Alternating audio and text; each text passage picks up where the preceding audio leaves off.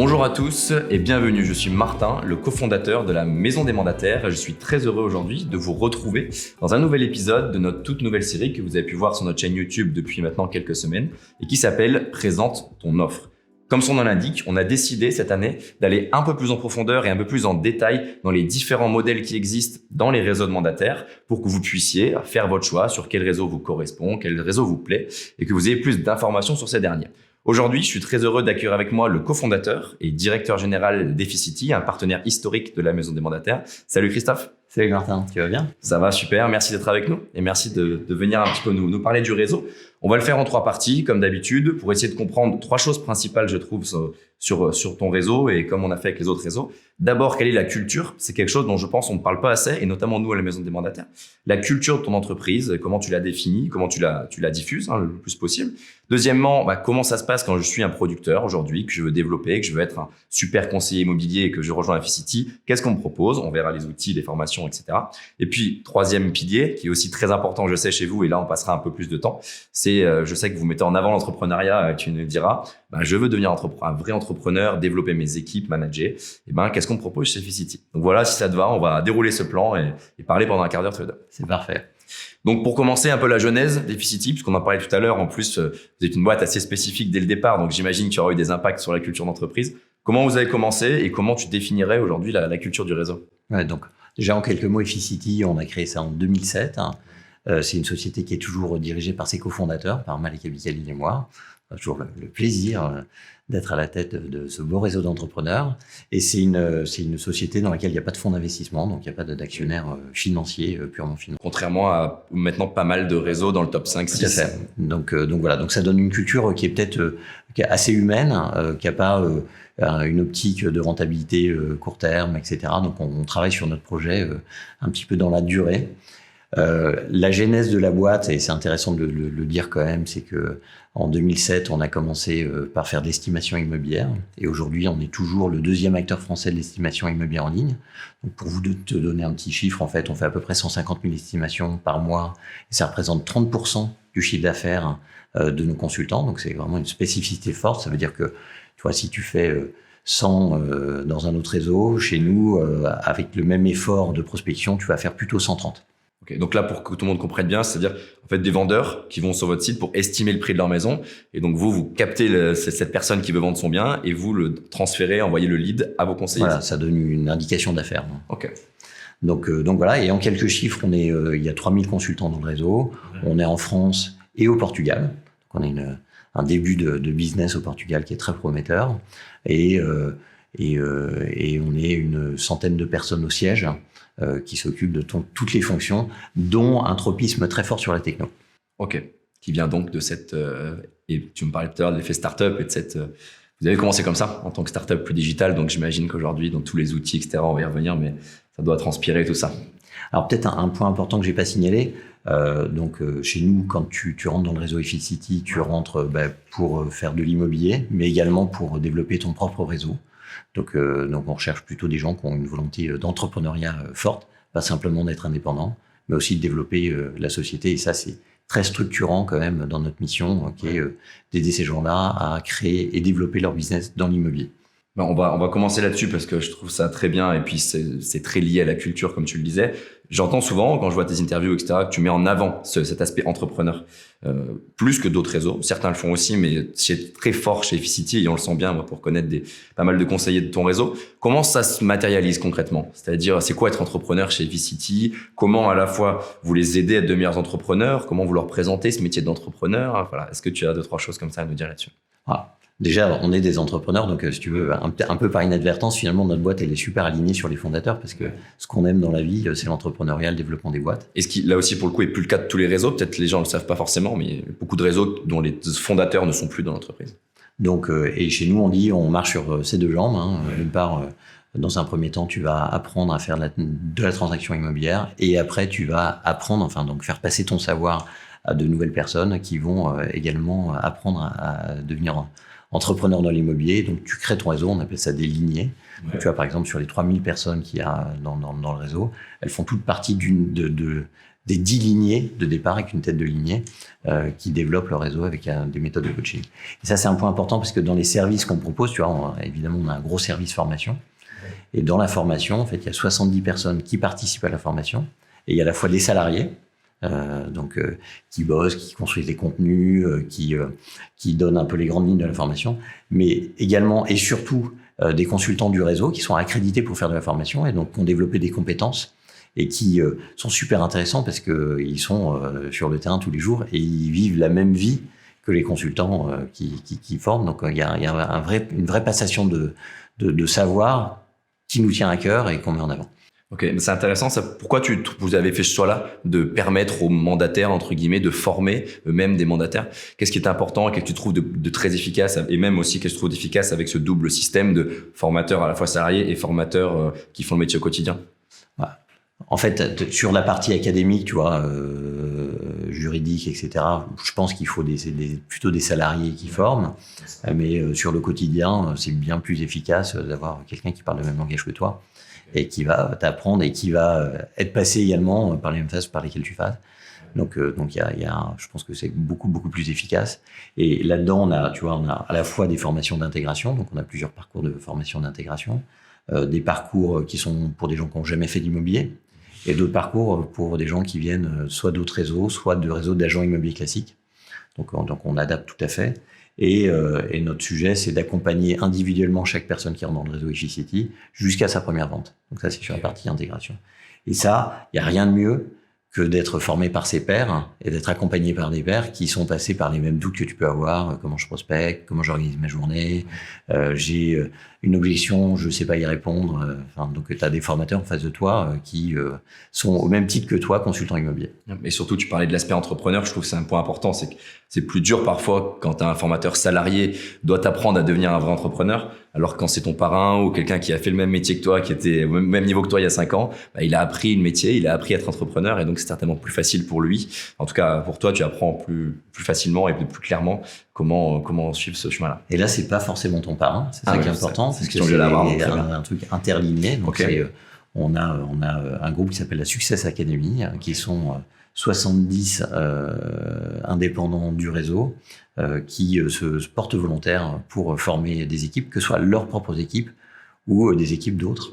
Et ça, c'est indépendamment d'un autre truc par ailleurs qui est le coaching. Donc tu sais, nous on a organisé en MLM, c'est du marketing de réseau, donc ça veut dire que chaque personne en fait développe sa propre lignée. Et donc il y a un coach. Donc il y a le travail du coaching au quotidien, comment j'aide mes équipes au quotidien à résoudre leurs problèmes, à être motivé, à bien s'organiser. Et ça, c'est un truc en plus, qui est la formation, comment je me forme alors au début sur l'intégration, mais après dans tout ton parcours de vie immobilier et d'entrepreneur, qui permet en fait de développer et d'avoir la formation au niveau que tu as atteint. Ok, très clair. Merci beaucoup. Bon, on va prendre un peu on va essayer de faire le parcours d'un débutant pour qu'ils comprennent vraiment bien comment ça se passe dans le réseau. Donc moi, je suis débutant, je découvre le métier, j'arrive chez IFICity. Bon, déjà, première chose, est-ce que les premières semaines, j'ai des formations obligatoires ou non? Si oui, sur quelle thématique? Ça, ce serait la première question. La deuxième, comme on l'a vu, je vais quand même avoir un parrain qui va m'accompagner. Alors, en quoi ça va correspondre concrètement? Pour qu'ils comprennent bien. Et puis ensuite, dans la vie du réseau, pareil, quelles sont les formations que vous proposez? Après, plus tard, quand je suis plus débutant, mais que je suis là depuis 6 mois, 1 an, est-ce que je peux encore me former au quotidien? Ou est-ce que c'est plus possible? Voilà, si on peut avoir juste le parcours comme ça pour que, je sais que c'est quelque chose qui fait peur souvent. Est-ce que je vais être vraiment accompagné et comment? Quand je débute dans le métier, donc voilà, qu'on soit bien. Alors chez nous, déjà, en fait, il y a 54 parcours de formation. Okay. Donc c'est super riche. Ouais. On génère plus de 3000 heures de formation par mois. Qui sont des formations, à la fois des formations en présentiel, des formations distancielles, mais avec une personne qui donne la formation, et puis du e-learning. Donc, tu as vraiment un ensemble de formations que tu peux prendre un peu quand tu veux. Quand tu arrives dans le réseau, en fait, c'est un moment assez critique. Il y a beaucoup de personnes qui arrivent chez nous qui étaient salariés auparavant, donc il y a déjà le choc de l'indépendance. Donc, comment je vais faire pour m'organiser? Qu'est-ce que je vais faire de ma journée demain? Donc voilà. Donc notre parcours d'intégration, c'est à la fois un parcours immobilier. L'objectif, c'est quand même de t'accompagner jusqu'à ta première vente. Donc en sortant de cette formation, qui est une formation qui s'individualise, c'est-à-dire qu'on accompagne personne par personne, c'est pour ça qu'il y a aussi des membres du réseau, plus le coach en fait qui interviennent, on va t'apprendre à la fois les fondements juridiques, ton organisation, ta méthode de prospection, l'utilisation des outils mis à disposition par Efficity et tout le truc qui sont un peu plus de comportement, d'organisation, qui vont te permettre de bâtir ton plan d'action pour les 2, 3, 4, 5 premiers mois. Donc pour nous, c'est une phase qui est vraiment très critique parce que c'est le moment où soit t'enclenches pas. Et une fois que tu as fait ça, tu as donc tout le panel de formation dont je te parlais qui va dépendre de ton niveau. Alors parfois avec des prérequis, donc il faut que tu aies tel type de formation ou tel type de résultat pour passer au niveau supérieur dans la formation. Et donc tu as un parcours de formation qui te suit dans toute ta vie. C'est-à-dire que évidemment l'intégration c'est hyper important, mais tout ce qui va après c'est méga important. Et donc ça c'est en plus du coaching, donc de ton parrain qui est là aussi pour t'aider dans ton quotidien. Ok, très clair, merci beaucoup. Donc là, on a bien compris l'intégration du débutant qui arrive et qui a toutes les armes pour, comme tu dis, sur les 4-5 premiers mois, s'en sortir, comprendre le métier, comprendre les bases et puis faire ses premières ventes. Donc ça, c'est important. On a compris ensuite l'accompagnement par le parrain. Arrive un beau jour, peut-être. Alors, tu dis que vous inculquez aussi cette mindset dès le début, mais peut-être que dans la première année, le débutant va se concentrer sur la production, comme tu le dis, si vous faites de l'immobilier avant tout, donc peut-être il va se concentrer là-dessus. Imaginons, au bout d'1 an, 2 ans, ou tu me diras qu'au bout de combien de temps d'ailleurs, je produis bien et je me dis, tiens, je veux marcher sur ma deuxième jambe dont on m'a parlé quand je suis arrivé chez Efficity. Je veux recruter potentiellement, je veux créer des équipes, les manager. Comment ça se passe concrètement? Déjà, en fait, le moment où ça se déclenche, c'est le consultant qui le décide. Tu vois, il y a des personnes qui se sentent prêtes assez rapidement, je sais pas, dès les premiers mandats signés, à pouvoir faire venir une équipe, etc., ou qui aiment venir en équipe, ou qui viennent carrément avec leurs équipes. Okay, donc vous leur laissez la possibilité de faire ça. Ça vient notamment chez des pros qui nous rejoignent, tu vois, qui ont déjà fait de l'immobilier auparavant et qui viennent à plusieurs pour créer et développer leur équipe. Donc ça dépend un peu des gens. La manière dont ça se passe, c'est que c'est cadré dans une charte d'organisation commerciale, tu vois. Donc on dit en fait quelles sont les bonnes pratiques de développement de réseau, etc. Nous, ce qu'on conseille, c'est de développer de manière cohérente géographiquement. Donc on pense que c'est plus facile et c'est plus accompagnant et plus efficace en fait de créer ta zone de chalandise et de te développer progressivement. Et après, éventuellement, tu vas ouvrir une autre ville, donc tu te développes un petit peu comme bon te semble, et nous on ne fait que des recommandations dessus. Ok, très clair. Bon bah super, je pense que là on a bien le panorama de tout ce qui est possible de faire entre le développement, la production chez Efficity, donc merci beaucoup Christophe. On va rentrer maintenant un peu dans le détail à la fois des offres et des services, parce que je sais que c'est quelque chose qu'on voulait mettre en avant et qui est important aussi, parce que c'est des choses que les gens comparent entre les réseaux, donc c'est important. Première chose, typiquement quand je suis un producteur, quels sont les outils qu'on va mettre dans les mains au quotidien chez Efficity? Tu parlais de l'estimateur qui est très important, mais j'imagine qu'il y en a une myriade d'autres. À la fois, qu'est-ce qu'il y a et qu'est-ce que tu trouves de différent par rapport à d'autres réseaux, de mieux ou de plus innovant? Voilà, tout ça. Premièrement, quand je veux produire et dans mon métier au quotidien de conseiller immobilier. Déjà, enfin, comme je t'avais dit, en fait, on était une start-up techno au départ.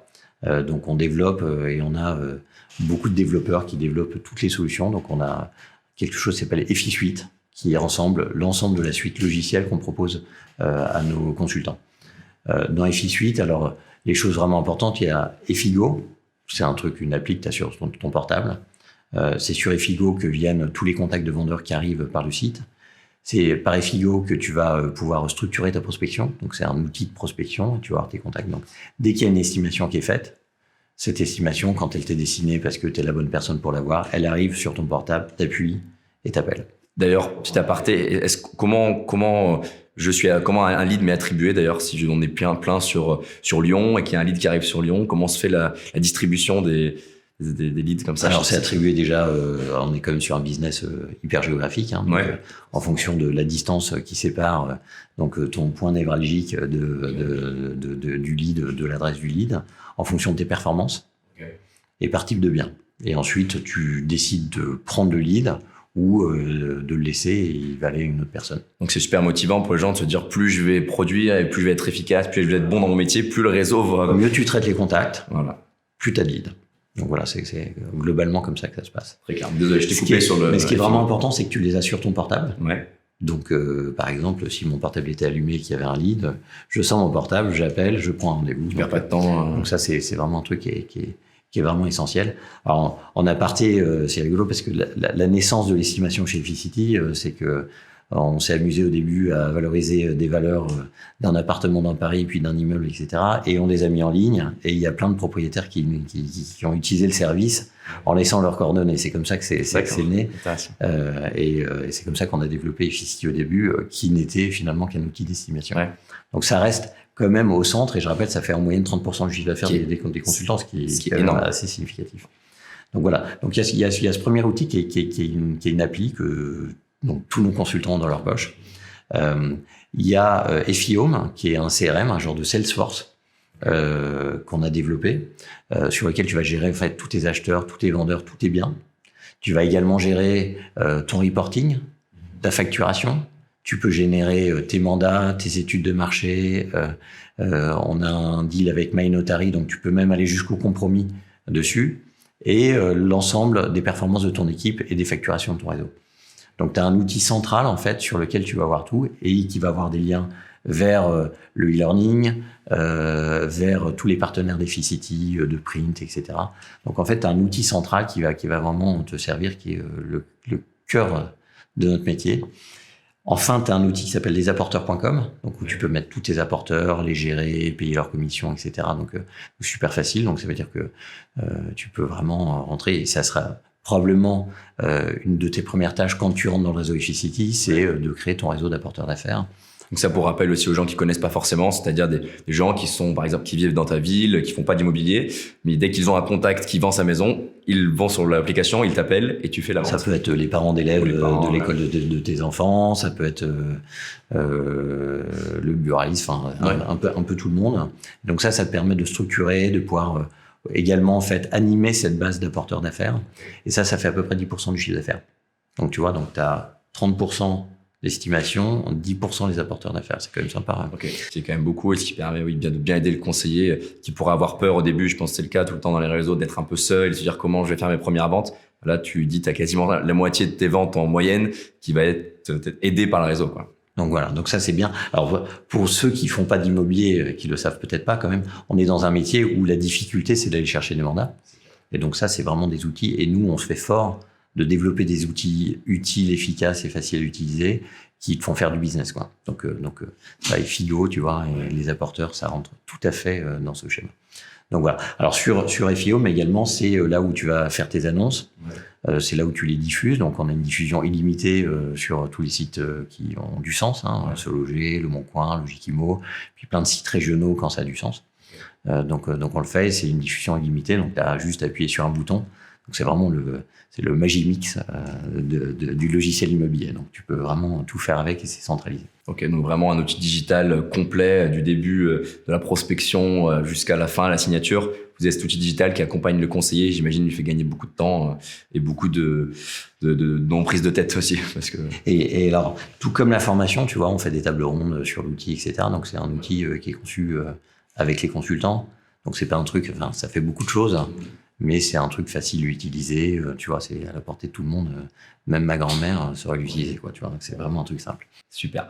Merci Christophe. Je pense que là, on a commencé un bon panorama, à la fois la culture, on a vu, puis de l'offre de formation pour vraiment donner tous les outils dans la main et tout ce qu'il faut pour réussir au conseiller, puis des outils très concrets, et on l'a dit, beaucoup d'outils digitaux pour performer. Peut-être maintenant, et pour finir, si on peut rentrer dans le détail et des chiffres, hein, parce que c'est aussi des choses qui intéressent forcément les conseillers qui vont rejoindre ton réseau. Quelles sont les offres, les différentes offres que tu proposes? Est-ce qu'il y a des packs à payer? Si oui, à quel prix? Et quelles sont les redevances, quoi, en tout cas les commissions que vont toucher les conseillers tout simplement sur leur vente? Ok.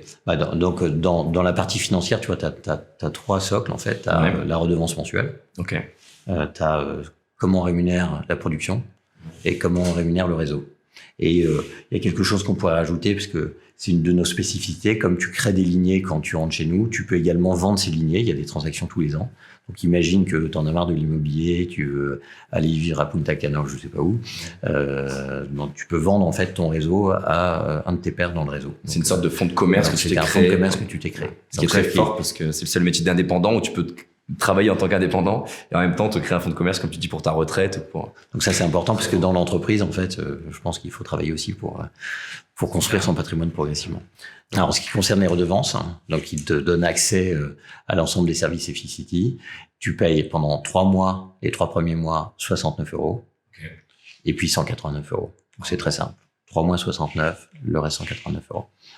Historiquement, en fait, on était parmi les plus chers du marché. Donc on avait une redevance qui était autour de 300 € parce qu'il y avait l'estimation, parce qu'on investit beaucoup sur l'estimation. Et au moment du confinement, lointain souvenir, on a décidé de se remettre au prix du marché. C'est-à-dire on est complètement dans les standards du marché, dans les moyennes du marché. Donc si tu regardes les 5 premiers, on est à peu près tous au même prix, à peut-être à 10 ou 15 € près. Mais on a toujours l'estimation dedans. Donc le service n'a pas baissé.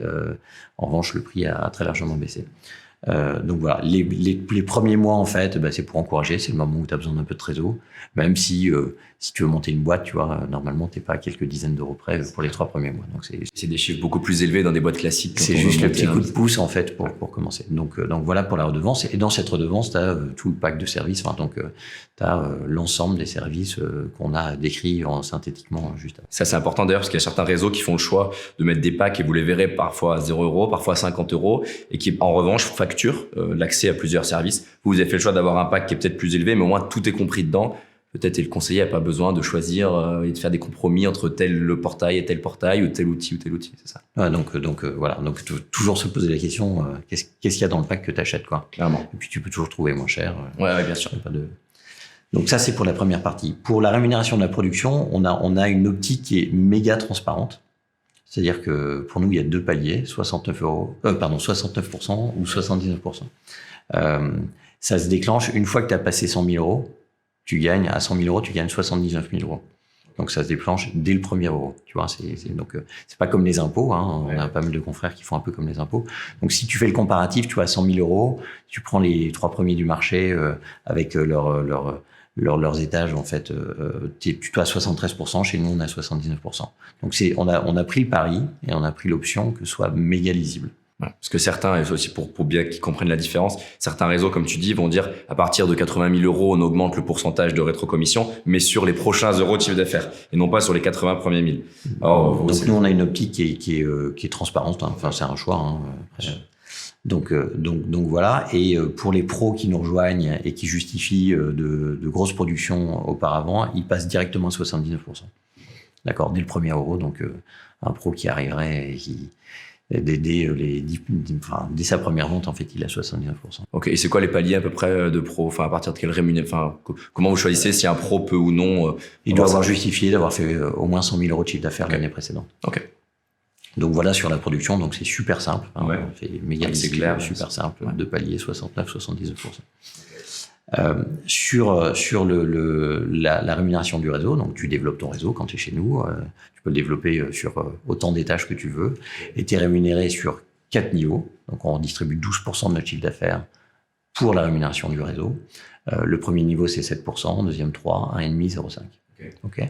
On n'a pas de 5e, 6e, 7e niveau. En revanche, quand tu as commencé à développer ton réseau, si tu cooptes quelqu'un, tu peux le mettre n'importe où dans le réseau. Même à 10 niveaux de toi ou même dans une autre lignée.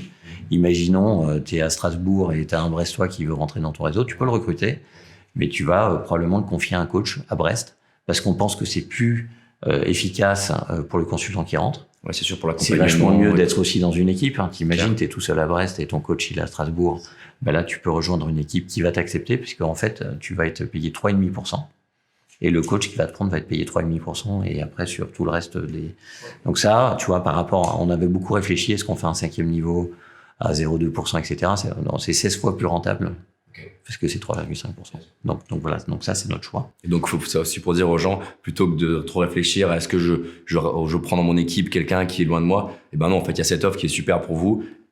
Contactez un parrain qui est sur le terrain à Strasbourg, comme tu le dis, alors que moi je suis à Brest, contactez-le à Strasbourg et mettez la personne dans son équipe, au moins il sera accompagné et vous, vous pourrez toucher aussi ce que vous méritez, quoi. Et comme on veut marcher sur deux jambes, tu vois, t'as un des seuils de déclenchement, il faut atteindre un certain niveau de chiffre d'affaires personnel, mais ça c'est comme dans tous les réseaux qui font comme nous, pour pouvoir déclencher ta rémunération. Et chez nous, en fait, il faut l'avoir déclenché 1 année sur 2.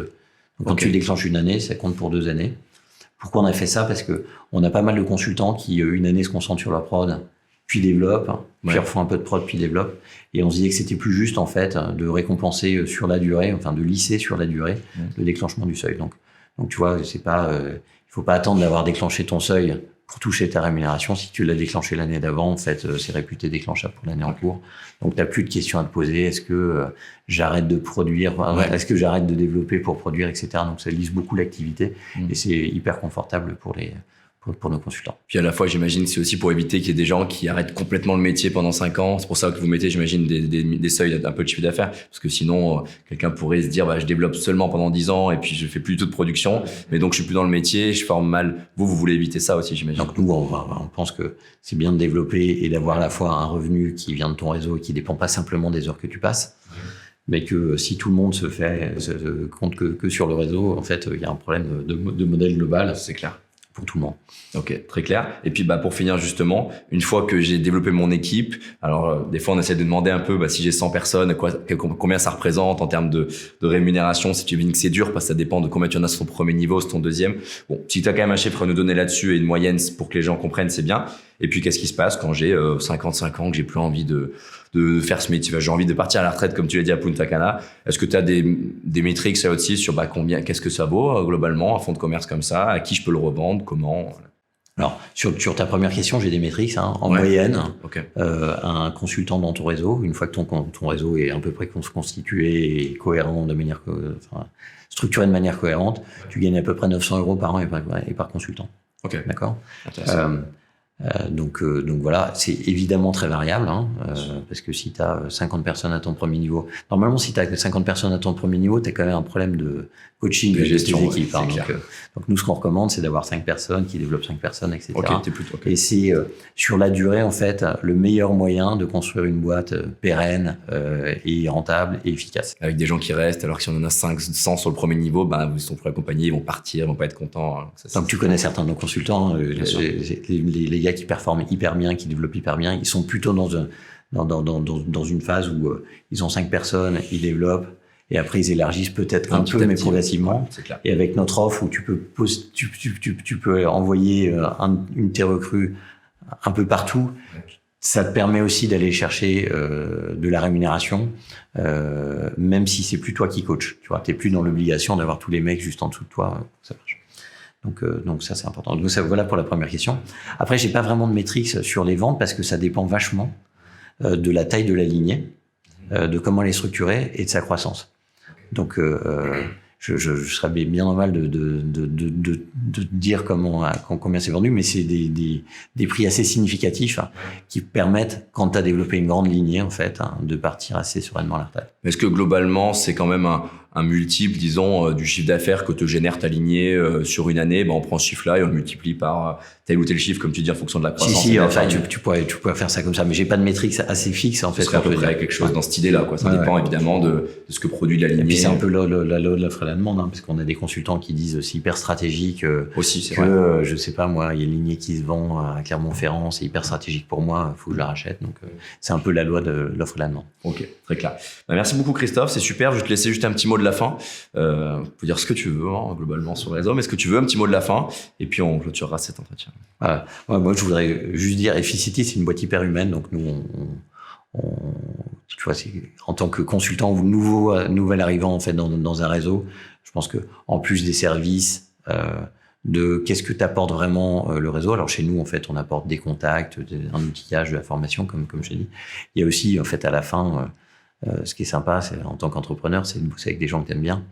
Donc, il y a la partie humaine que nous, on met hyper en avant. Parce que, je pense que qui est souvent le choix. Donc, les nouveaux consultants qui rentrent dans notre réseau, souvent, ils signent un peu avec Efficity, mais beaucoup avec Martin, avec Laura, avec les gens, en fait, avec qui ils pensent qu'ils ont un bon fit. Et je pense que c'est ça qui est le plus important, en fait, dans le choix de ton rêve. Ok, c'est super que tu dis ça, parce que c'est aussi pour ça qu'on fait ces entretiens, et tu l'as vu, on parle de chiffres, j'ai envie de dire, à la fin, parce que le plus important, c'est qu'on comprenne vraiment quelle est la culture du réseau, et si c'était un ensemble de chiffres, forcément, le meilleur réseau serait celui qui reverse tout à ses consultants, qui fait payer 0 pas, qui on voit que c'est pas le cas, parce qu'il y a tellement de critères qui rentrent en compte, et donc c'est pour ça aussi qu'on veut faire ces entretiens, pour rentrer un peu plus dans le modèle, dans ta tête, pour voir toi aussi comment tu imagines ton réseau, parce que c'est important pour les gens qui qui nous suivent. Et puis voilà, les ambitions du réseau, etc. C'est beaucoup de critères qu'il faut prendre en compte, on dit souvent, avant de juste regarder le premier chiffre qu'on trouve sur Internet.